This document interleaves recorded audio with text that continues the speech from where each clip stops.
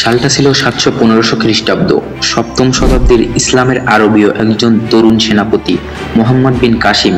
তিনি মুসলিম বাহিনী সিন্ধুর রাজধানী আলোর দখলের সাথে সাথে মোহাম্মদ বিন কাসিম প্রথম মুসলিম বিজেতা হন, যিনি সফলভাবে ভারতীয় ভূমি দখল করেন। কিন্তু দক্ষতা ও যোগ্যতা থাকা সত্ত্বেও তার মৃত্যু হয় খুবই মর্মান্তিকভাবে দামেস্কের খলিফা সুলাইমানের কাছে। চলুন জেনে নেওয়া যাক কতটা করুণভাবে হয়েছিল তার মৃত্যু। হাজ্জাজ বিন ইউসুফের দুইবার ব্যর্থ অভিযানের পর তার অনুমতি ক্রমে তার 17 বছরের জামাতা মোহাম্মদ বিন কাসিম সিন্ধুতে অভিযান প্রেরণ করেন। মোহাম্মদ বিন কাসিমের সিন্ধু অভিযান ছিল ইতিহাসের একটি রোমাঞ্চকর ঘটনা।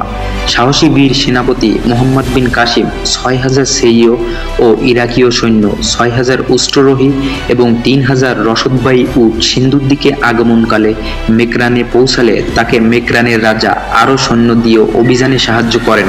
সমন্বিত সামরিক বাহিনী নিয়ে মোহাম্মদ বিন কাসিম 712 খ্রিস্টাব্দে সিন্ধুর দেবল বন্দরে আক্রমণ করেন এবং 712 খ্রিস্টাব্দে 20 জুন সিন্ধুকের রাজা দাহিরের 50,000-এর বিশাল বাহিনীকে মোহাম্মদ বিন কাসিমের মুসলিম বাহিনী শোচনীয়ভাবে পরাজিত করে। যুদ্ধে রাজা দাহির পরাজিত ও নিহত হয়। মুসলিম বাহিনীর হাতে রাওয়ার দুর্গের পতন ঘটলে রাজা দাহিরের পত্নী রানীবাই অন্য পত্নীদের নিয়ে অগ্নিকুণ্ডে ঝাঁপ দিয়ে জহর ব্রত পালন করে।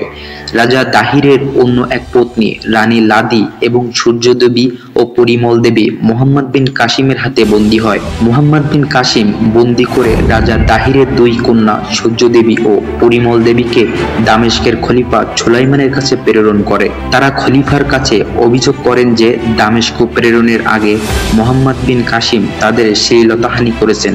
এতে ক্ষুব্ধ হয়ে খলিফা মোহাম্মদ বিন কাসিমকে লবণ মিশ্রিত গরুর চামড়ার থলিতে পরে রাজধানীতে পাঠানোর নির্দেশ দেন। তারিকি মাসুমির বর্ণনার মতে চামড়ার থলিতে আবদ্ধ থাকা অবস্থায় 3 দিন পর তার মৃত্যু ঘটে। মৃতদেহ খলিফার দরবারে উপস্থাপন করা হলে অভিযোগকারী রাজকুমারী খলিফাকে বলেন যে মোহাম্মদ বিন কাসিমের বিরুদ্ধে তাদের আনিত অভিযোগ মিথ্যা। কেবল পিতার হত্যার প্রতিশোধের কারণে তারা মিথ্যা অভিযোগ করেন মোহাম্মদ বিন কাসিমের বিরুদ্ধে। এতে খলিফা অনুতপ্ত হন এবং মিথ্যা অভিযোগের অপরাধে রাজকুমারীদের মৃত্যু না হওয়া পর্যন্ত তাদের ঘোড়ার লেজের সাথে টানার নির্দেশ দেন।